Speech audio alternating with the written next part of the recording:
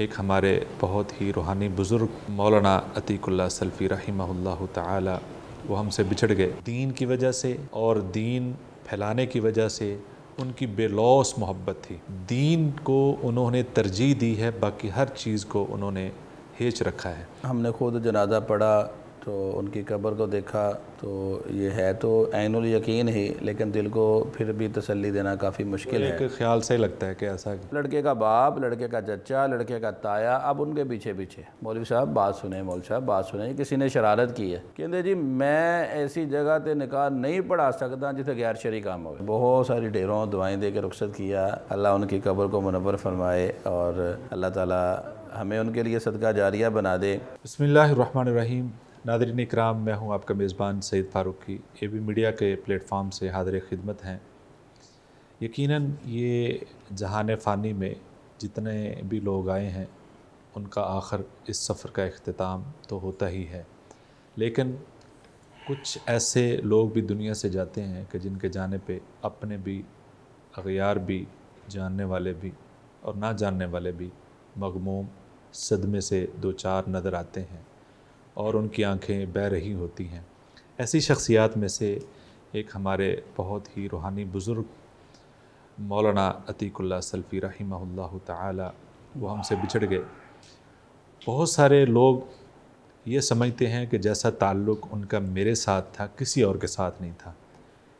मालूम ये होता है कि उनके साथ हर एक का ताल्लुक़ एक से बढ़कर एक था और उन्होंने दिल से मोहब्बत की है और कमाल मोहब्बत की है।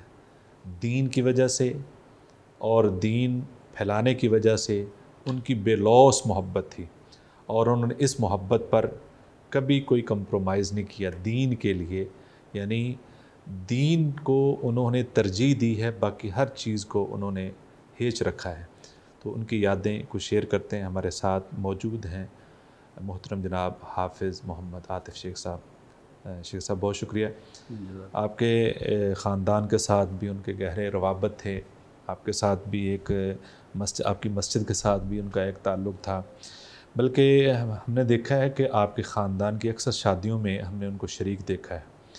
तो हमारे यहाँ बहुत सारे ख़ानदानों में शादियों पे रस्म व रिवाज की बड़ी बहुतात होती है और फ़ुज़ूल रस्में भी होती हैं। तो वो इन मामलात में बड़े सख्त थे। कोई ऐसी याद हो ऐसे मौके पर कि आप भी शादी में शरीक हों किसी और वो भी आए हों और उसमें एक कोई शुस्ता सा वाक़या हो, कोई ऐसी याद हो तो आप ज़रूर शेयर करें। जी बिस्मिल्लाहिर्रहमानिर्रहीम। बहुत शुक्रिया सईद साहब। बिलाशुबा मौलाना अतीकुल्लाह सल्फ़ी रहिमहुल्लाह, अब ये ना बड़ा सोच समझ कर कहना पड़ता है। हाफिज़ाहुल्लाह से हाफिज़ाहुल्लाह ही जहन में रहता है तो रहिमहुल्लाह इतनी जल्दी ये बात तो ठीक है, फ़ैसला अटल है, बिल्कुल, लेकिन बस अवक़ात कैफ़ियत ऐसी होती है कि दिल उसको तस्लीम नहीं कर रहा होता। तो बहरहाल हमने खुद जनाजा पढ़ा तो उनकी कब्र को देखा तो ये है तो ऐनुल यकीन ही, लेकिन दिल को फिर भी तसल्ली देना काफ़ी मुश्किल है। एक ख्याल से लगता है कि ऐसा अल्लाह अकबर। सही साहब, मौलाना अतीकुल्लाह सल्फ़ी साहब के हमारे मरहूम नाना जान हाजी मोहम्मद सईद रहिमहुल्लाह, उनके साथ बड़े गहरे ताल्लुकात हैं। मेरे अब नाम थे। जी जी। अच्छा, लेकिन वो रहिमहुल्लाह और आप हाफिज़हुल्लाह, अल्लाह ताला आपकी हिफाजत फरमाए। तो उनके साथ बड़े गहरे ताल्लुकात थे और बड़ी अच्छी दोस्ती थी। और उनकी ये दोस्ती जो है, मौलाना अतीकुल्लाह साहब रहिमहुल्लाह उन्होंने हदीस के मिस्दाक के अपने दोस्तों के आगे औलाद के साथ भी अच्छा ताल्लुक़, तो उनका हमारे फिर हाजी सईद साहब की आल औलाद के साथ बड़ा ही अच्छा ताल्लुक़ रहा और आखिर तक हमारे मामू जी भी उनके साथ बड़े प्यार मोहब्बत और अदब से पेश आते रहे, हत्ता कि उनके इदारे के अंदर हाज़िर होते रहे, उनसे दुआएं करवाते रहे। बल्कि हमारी जो उनकी ख़वातीन हैं वो भी जाया करती थी और उनके घर वालों के साथ उनके ताल्लुकात थे। आपकी नानी जान का भी जनाजा उन्होंने गाल में पढ़ाया? जी जी, सारे हमारे सारे जनाजे उन्होंने, जितने भी हमारे करीबी फ़ौत हुए जनाजे उन्होंने पढ़ाए हैं। आखिर में काफ़ी शदीद अलील हो गए थे तो उस वक़्त एक दो बार नहीं आ सके, वरना वही आते रहे। तो हमारी खुशियों की और गमी की तकरीबात के अंदर वो शरीक होते रहे। तो मैं ये समझता हूँ कि वाक़तन ये हमारे ख़ानदान के लिए भी, वैसे तो जो बात आपने बयान की है कि सबके साथ ऐसे होते थे गोया कि उन्हीं के साथ ही अच्छा ताल्लुक़ है और किसी के साथ भी नहीं है। तो बहरहाल हमें ये एजाज़ हासिल है अल्हम्दुलिल्लाह कि वो हमारे ख़ानदान के साथ उनके अच्छे ताल्लुकात थे। शादियों के हवाले से आपने पूछा है, तो मैं समझता हूँ कि ऐसी शख्सियतें अगर हमारे माशरे में आम हों तो सच्ची बात है कि हमारी शादियों में ये जो बेहुदा रसूमात हैं उनका ख़ात्मा हो जाए। मौलाना साहिब रहमहुल्लाह एक मरतबा एक शादी के अंदर मैं चश्मदीद गवाह हूँ। एक शादी, और वो उनके बहुत ही करीबी बंदे की थी। और आप यकीन करें सही साहब, उस दौर के अंदर, ये आज से करीबन 15-16 साल पहले की बात है, उस दौर के अंदर वो महाना अमदाद उनकी दुकान से उनके इदारे के लिए जाया करती थी और अच्छी खासी अमाउंट थी जो आज लाखों के अंदर जिसकी मिकदार पहुंचती है। अल्लाह। उनके बेटे की शादी थी, मैं उस शादी के अंदर शरीक था और स्टेज पर ही मैं था, स्टेज पर ही मौलाना साहब मौजूद थे, दूल्हा भी वहाँ पे मौजूद था, फ़ाइल मौलाना साहब के हाथ में थी, वहाँ पे सब फार्म फिल हो चुके थे। मौलाना साहब ने निकाह का खुतबा पढ़ा, इजाबो कबूल करवाने लगे कि उस पार्क के बाहर किसी ने आतिशबाजी कर दी। अच्छा। फुलझड़ियाँ चलाईं, ये शुरलियाँ जिनको बोलते हैं वो चलाईं। आप सही साहब यकीन करें, मैं बड़ा हैरान हुआ कि मेरे दिल में तो यही था कि जैसे बहाना तावन जाता है, तो ये आजकल तो हमारे हालात ऐसे ही हैं।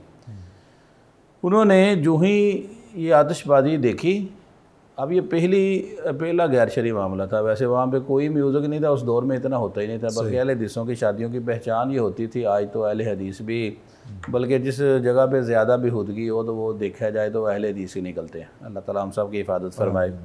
तो वहाँ पे हमने देखा कि जो ही उधर आतिशबाजी हुई, उन्होंने फौरी तौर पर फ़ाइल को बंद किया, पेंसिल को फेंका और साथ ही ड्राइवर से कहा चलो भाई। सही। अब लड़के का बाप, लड़के का चचा, लड़के का ताया, अब उनके पीछे पीछे, मौलवी साहब बात सुने, मौलवी साहब बात सुने, किसी ने शरारत की है। कहते जी मैं ऐसी जगह ते निकाह नहीं पढ़ा सकता जिथे गैर शरई काम हो।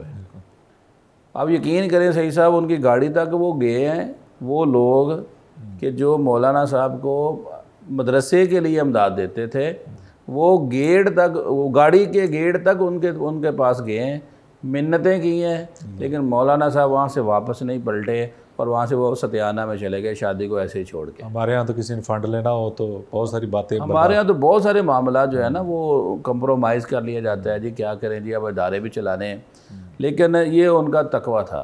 सच्ची बात है, अगर ऐसा तकवा आज माशरे में आम हो जाए तो मुआशरा जो है वो सीधे रास्ते पे चलने के लिए।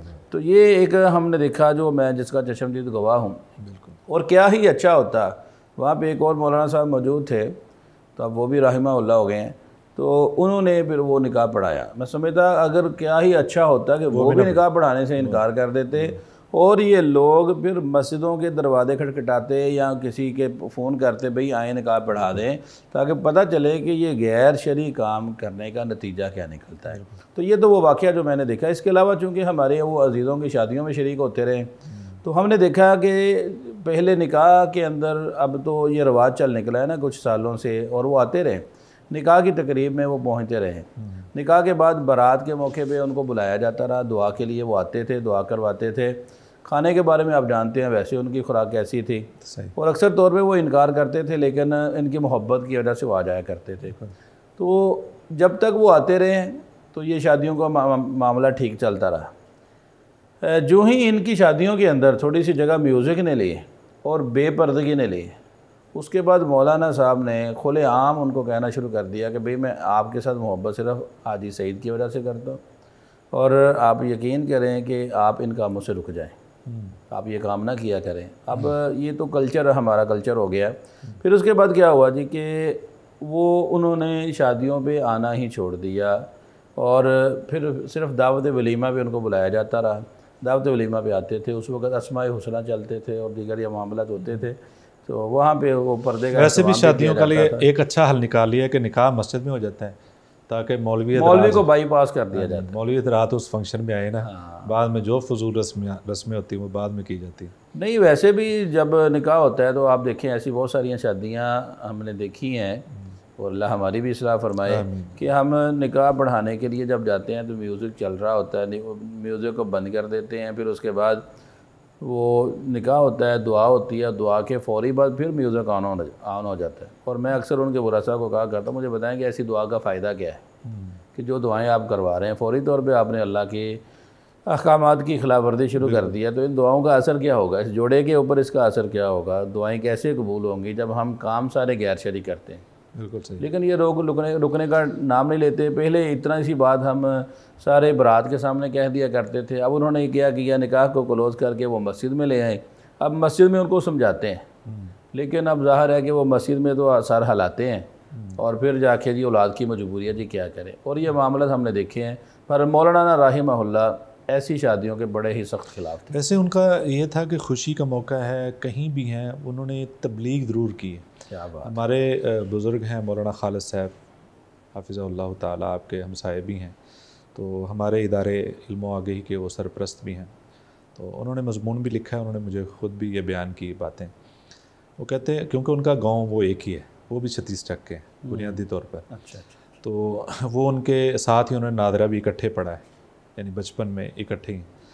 कहते हैं इनको बचपन से तबलीग की एक आदत कह लें, ये शौक़ था, जिस तरह एक जुनून होता है इस तरीके से था। मदरसे पढ़ते थे तो रास्ते में जाते हुए जो मिलता था उसको दीन की बात बताना शुरू कर देते, साथ साथ चलते थे। यहाँ तक कि कहते वो खेतों में जो हाल चला रहे होते हैं ना किसान, उनके पास चले जाते थे, उनको कहते भाई 2 मिनट ठहरो।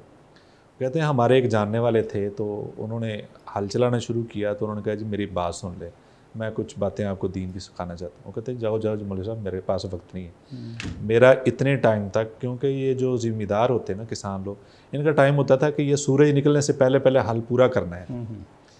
तो उन्होंने कहा मेरे पास टाइम नहीं, आप जाएँ।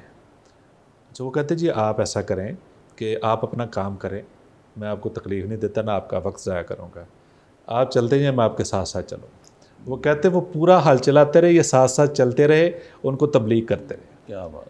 और यानी इतना शौक़ था। कहते मौलाना आयश मोहम्मद सूफ़ी रहमतुल्लाह ताला, वो इनके साथी थे, उनको भी ऐसा ही शौक़ था। इन दोनों ने एक कहते वो प्लान बनाया कि हम ना पुलिस स्टेशन चलते हैं, यहाँ कोई नहीं जाता, वहाँ जाकर तबलीग करते हैं। यानी ये जैसे आपने वाक़या सुनाया ना कि वो शादी में भी उन्होंने बात बता दी है, पुलिस स्टेशन चले गए। वहाँ जाकर तो ये प्लान ये किया उन्होंने कि सूफ़ी साहब बाहर रहेंगे और मौलाना अतीकुल्लाह सल्फ़ी रहिमहुल्लाह ताला अंदर जाएंगे। उन्होंने बाहर क्या करना है, वो दुआ करेंगे, यानी जितनी देर वो अंदर रहेंगे ये दुआ करते रहेंगे अल्लाह इनको कामयाबी दे। यानी इतना इखलास और इतनी यानी कि दर्द दिल के साथ तबलीग, ये नहीं कि फार्मेलिटी है। अंदर गए तो उन्होंने कहा जी भाइयों मैं आपसे कोई बात करना, तबलीग की बात करना चाहता हूँ, दीन की बात करना चाहता हूँ। जैसे पुलिस वालों की आदत होती है उसी तरीके से उन्होंने कहा जाओ मौलवी साहब मस्जिद जाके तबलीग करो। इतने कितने आ गए हो? मैंने कहा जी आप मेरी बात सुन लो, आपको तबलीग की ज़रूरत नहीं है, आप मेरी चंद मिनट आप बात सुन लें। उन्होंने कहा जी सुनाओ जी, जैसे उनका स्टाइल होता है। तो मौलाना ने कहते हैं कि खुतबा पढ़ के, मसनूना खुतबा पढ़ने के बाद जब उन्होंने गुफ्तगू की, गुफ्तगू का आगाज़ किया, बाहर दुआ हो रही है, अंदर वो तबलीग कर रहे हैं। कहते हैं कि वो सारे पुलिस वाले नमदीदा थे और बड़ी तवज्जो से गुफ्तगू सुन रहे थे। यानी उन्होंने मस्जिद हो, पुलिस स्टेशन हो, शादी हो, जहाँ भी है, जनाजे पे हों, यानी कोई जनाजा ऐसा नहीं जहाँ उन्होंने नमाज की तबलीग ना की। किसी मुलाकात में भी गए हों, किसी मुलाकात में। मुझे याद आ गया सही साहब एक बड़ा ही अच्छा वाक़या। हमारी मस्जिद के अंदर ना कुछ उलमा की दावत थी। सही। बड़े बड़े उलमा वहाँ पे मौजूद थे। नमाज के लिए एक कारी साहब को आगे किया गया, नमाज उन्होंने पढ़ाई। नमाज के बाद मैंने एक बड़े आलिम दीन से कहा भाई आप कुछ थोड़ा सा नसीहत फरमा दें। तो अब ज़ाहिर है कि इनके अंदर आजिज़ी भी होती है, उलमा के अंदर आजिज़ी बड़ी होती है। बिल्कुल। तो उन्होंने कहा जी कि मुझसे बेहतर वो बयान कर सकते हैं, आप उनसे कहिए। तो मैंने उनसे कहा जी कि आप कुछ बयान फरमा दें। उन्होंने इशारा किया जी कि वो उनसे कह दीजिए। इसी दौरान ना 3-4 उलमा की तरफ इशारे हो गए। तो मौलाना राहिमहुल्लाह वहाँ पे मौजूद थे। तो उन्होंने बेबाक भी थे, उन्होंने देखा कि ये क्या माजरा चल रहा है, कभी दाएं बाएं कभी दाएं बाएं, ये क्या हो रहा है। तो उठे, माइक पकड़ा और कहने लगे, कहते रोटी दे 2 टुकड़ ही खाना आए असी, बिल्कुल इत्थे दीन दी दावत नहीं दे सकते असी, क्यों नहीं वो उसको कह रहा है उसको, ये क्या तरीका है? तो दीन की बात करें जहाँ पे करें। और वहाँ पे आप यकीन करें बड़े बड़े उलमा मौजूद हैं और लोग इनसे, उलमा भी इनसे ना वो थोड़ा सा खामोश हो जाते थे इनके इकराम की वजह से, सामने बोलते नहीं थे। तो बहरहाल उन्होंने वहाँ पे भी वो 5 मिनट का दरस दिया और दरस में वहाँ पे भी लोगों को यही नसीहत थी। सबसे ज़्यादा नसीहत करते थे लोगों, नमाज का ख्याल करो, नमाज का ख्याल करो। फिर हकूक़ुल इबाद के बारे में अक्सर तौर पे उनकी बातें यही होती थी। फ़ोन करें तो हमारे बड़ों का पूछा करते थे और यही कहा करते थे, बेटा नमाज का ख्याल रखो, बेटा नमाज का ख्याल रखो। नमाज़ पढ़ते हो, वक़्त भी पढ़ते हो? जी अल्हम्दुलिल्लाह पढ़ता हूँ। चलें अल्लाह का शुक्र है। बच्चों को भी पढ़ाओ, माँ बाप को भी पढ़ाओ, सबको पढ़ाओ, रिश्तेदारों को कहो फिर नमाज की पाबंदी करें, नमाज की पाबंदी करें। फिर हकूक़ुल इबाद, किसी भैन भाई का हक ना खाओ भाई, सारे हक दिओ। क़यामत वाले दिन दिरहम दिनार नहीं होने, उस दिन जाके तुहाड़ियां नेकियां उन्होंने दरबार उन्होंने खाते डाल दित्तियां जानियां। नतीजा है कि तुसी मुफलिस हो जाओगे, जन्नती जाम जाओ, जहन्नम चले जाओगे। लिहाजा लोगों के हक अदा करो, उन्होंने पाई अदा कर दो, दुनिया 'च अदा कर दिओ, तो क़यामत वाले दिन जो तुहानूं इहदे बदले नेकियां देनियां पैणियां। और ये उनकी आम नसीहत हुआ करती थी। और अल्लाह तबारक व तआला ने उनको औलाद भी नेक अता फरमाई है माशाल्लाह, वो उनके नक्शे कदम पे है। तो अल्लाह ताला उनकी नेकियों को कबूल फरमाए। उनकी ईमान की कैफियत ये थी कि हमारे क्लास फेलो हैं सनाउल्लाह मदनी साहब, तो कहते हैं हम उधर पढ़ते थे। अल्हम्दुलिल्लाह मुझे भी इजाज़ है उनके शागिर्दी में कुरान मजीद हिफ्ज़ करने का 4-5 माह। कहते हैं हम उसी दौरान वो पढ़ते रहे। कहते एक दिन खुतबा दे रहे थे तो खुतबे में ये वो अल्फाज ज़रूर पढ़ते थे, ला ईमान लिमल्ला अमानत लहु वला दीन लिमल्ला आहद लहु। कहते हैं ये खुतबे में ये पढ़ना शुरू किया तकरार से। अच्छा, वो तकरार इतना बढ़ गया कि ऊंची ऊंची रोने लग गए। यानी इस कदर उनके अंदर वो ईमान की हलावत और जज्बा कि इसी हदीस के जो अल्फाज हैं नबी सल्लल्लाहु अलैहि वसल्लम का, इन अल्फाज पे खुतबे के अंदर एक मामूल रहा है, तो इसी को बार बार पढ़ते पढ़ते उनका जो है ना वो, और फिर दुआ ऐसे करते थे। मुझे इसी साल 2 मरतबा उनके पास हाज़िरी का मौका मिला अल्हम्दुलिल्लाह। तो एक तो हमारे इदारे की इल्म आगही की बड़ी वो तहसीन करते कि मेरा 40 साल से, पंजाबी में कहते थे 40 साल से ताल्लुक़ है, मैं हर मज़मून हर मैगज़ीन को बड़े गौर से पढ़ता हूँ, बल्कि मेरी अहलिया भी पढ़ती हैं, तो और बड़ी तहसीन करते। तो हमने उनको दुआ की दरख्वास्त की। तो मैंने पहले भी एक व्लॉग में ज़िक्र किया, तो उन्होंने दुआ की आधा पौना घंटा आहो जारी करते हुए, रो रो के, जैसे बंदा किसी अपनी तकलीफ़ में मुब्तला होता है ना, तो ऐसे दर्द में अपने लिए दुआ करता है, ऐसे दुआ करते थे। आज मुझे बताएं कौन किसी के लिए दुआ करता है?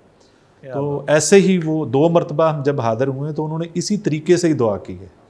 तो ये खुलूस किसी के लिए, ये हमदर्दी कि जिसने भी दुआ के लिए कहा ऐसे ही दुआ करते थे। तो बहरहाल ऐसी शख्सियात अब नापेद हो चुकी हैं। बिल्कुल आपकी बात सही, सब ठीक है। उनके दिल के अंदर खौफ इलाही कूट कूट के भरा हुआ था। बात पे वो आप दीदा हो जाते थे और सुन्नत के बड़े पाबंद थे। बिल्कुल छोटी छोटी सुन्नतों के ऊपर बड़ा ख्याल करते। मुझे याद है अल्लाह ने ये एजाज़ भी हमें चलते चलते सही सब दे दिया कि 2023 के हज के अंदर हम अल्हम्दुलिल्लाह मौलाना साहब के हमरा थे। तो आप जानते हैं कि हम मिलकर उनकी तीमारदारी की खिदमत का मौका मिला एयरपोर्ट पे, वहाँ पे खिदमत का मौका मिला और फिर एयरपोर्ट के ऊपर हमें आधा पौना घंटा उनकी टांगे दबाने ये बहुत आपने याद करवाई। अच्छा, ये देखिए उनका उस दिन एयरपोर्ट में मुझे लग रहा था कि ये मुश्किल है कि पाकिस्तान पहुँचे। जी बिल्कुल, उनकी इतनी दर्द थी दिल के और ऐसे कह रहे थे। और उनका तकवा कैसे, मैं जब यहाँ पकड़ के उनको दोबारा, तो वो मुझे कह रहे हैं ये सूरत फातिहा का दम करी जाओ भी, दम करी जाओ। यही कहने लगा था कि वो जब दम शुरू, जो भी दोबारा था उसको दम करो बस सूरत फातिहा पढ़ते जाओ। तो दम क्या है, बस अव्वल आखिर दुरूद शरीफ और 7 बार सूरह फातिहा। क्या बात, अव्वल आखिर दुरूद शरीफ 7 मरतबा सूरह फातिहा। वो हर एक को यही कही जा रहा है भाई ये दम करो, ये दम करो। और ठीक है, और वो कैफियत माशाल्लाह उस वक्त वो ऐसी वाकई नज़र आ रही थी कि न जाने ये पाकिस्तान पहुंच पाएंगे कि नहीं पहुंच पाएंगे। लेकिन अल्हम्दुलिल्लाह उसके बाद 2 साल अल्लाह ने और ज़िंदगी वो उनके जो मुकद्दर में थी उन्होंने पूरी की है और अल्हम्दुलिल्लाह काफ़ी बेहतर हो गए थे। और इसके साथ साथ मेहमान नवाजी का जज्बा भी सही से उनके अंदर बढ़ा था, पूरी मोहब्बत से। आखिर में हम 36 तक के अंदर मौलाना साहब के साथ एक जनाजे के अंदर शरीक थे। तो जनाजा पढ़ा है, जनाजा पढ़ने के बाद उन्होंने कहा जी आप ओए तुसी हुण शहर चले हो? हाँ जी। तो चलो फिर मैं जाने मदरसे ला दो। जाओ। ये भी आज़ाद हो गया कि अल्हम्दुलिल्लाह ये सफ़र का इजाज़त भी मिल गया। उनको फिर हम गाड़ी में बिठा के तो सतियाने में आ गए।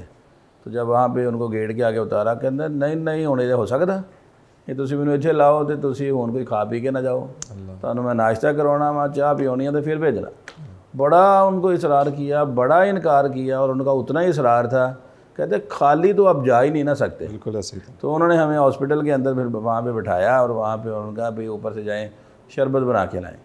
अच्छा शरबत ला के हमारे सामने रखा तो हमारा दिन यही था कि एक एक गिलास पिएंगे और चल पड़ेंगे। तो वो वहाँ पे 2-3 जग उन्होंने मंगवाए थे। कहते काका एक ख़त्म होना तो तुसी जाना, एक एक गिलास नहीं पीना, 2-2 3-3 गिलास पियो, इनू ख़त्म करो तो फिर जाना। तो फिर बहरहाल उन्होंने हमें बहुत सारी ढेरों दवाएं दे के रुखसत किया। अल्लाह उनकी कब्र को मुनव्वर फरमाए और अल्लाह ताला हमें उनके लिए सदका जारिया बना दे।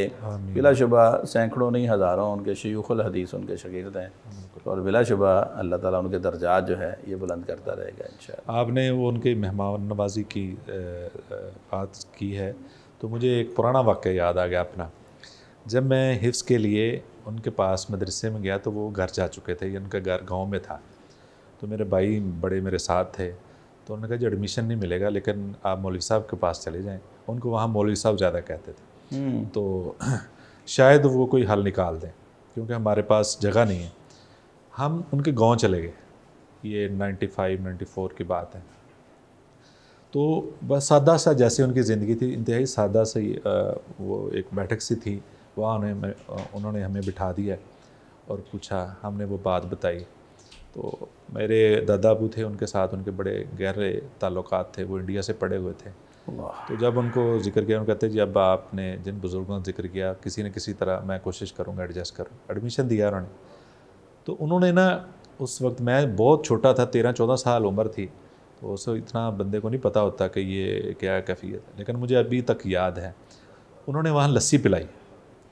अच्छा वो लस्सी ना मैं कहता हूँ ना गर्म थी ना ठंडी थी, ना वो मीठी थी ना नमकीन थी, लेकिन वो जायका कमाल जायका आज तक नहीं मुझे भूला।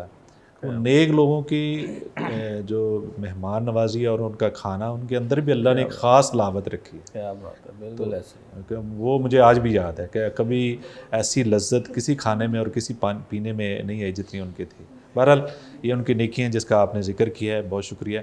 ये नाज़रीन आपने एक रूहानी शख्सियत के बारे में कमाल गुफ्तगू सुनी है, उनके वाक़यात यादगार नाकाबिल फ़रामोश वाक़यात समात किए हैं।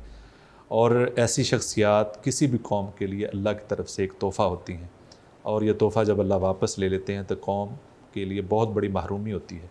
इस महरूमी को दूर करने के लिए हम ये कर सकते हैं कि अपने ऐसे अफराद तैयार करें, ऐसे अफराद की तरबियत करें जो बड़े होकर कौम का सरमाया बने और लोग उनके पास दुआओं के लिए हाज़िर हों और वो लोगों के रहनुमा बने। अल्लाह पाक मौलाना अतीकुल्लाह सल्फ़ी रहिमहुल्लाह ताला की मग़फ़िरत फ़रमाए, करवट करवट जन्नत अता फ़रमाए। हम सब लवाहिकीन उनके, अल्लाह सब लवाहिकीन को सब्र जमील अता फ़रमाए। जितने उनके नेकी के काम हैं अल्लाह क़यामत तक जारी सारी रखे, आमीन। अल्लाह हाफ़िज़। अपना ख्याल रखिए। अस्सलाम वालेकुम।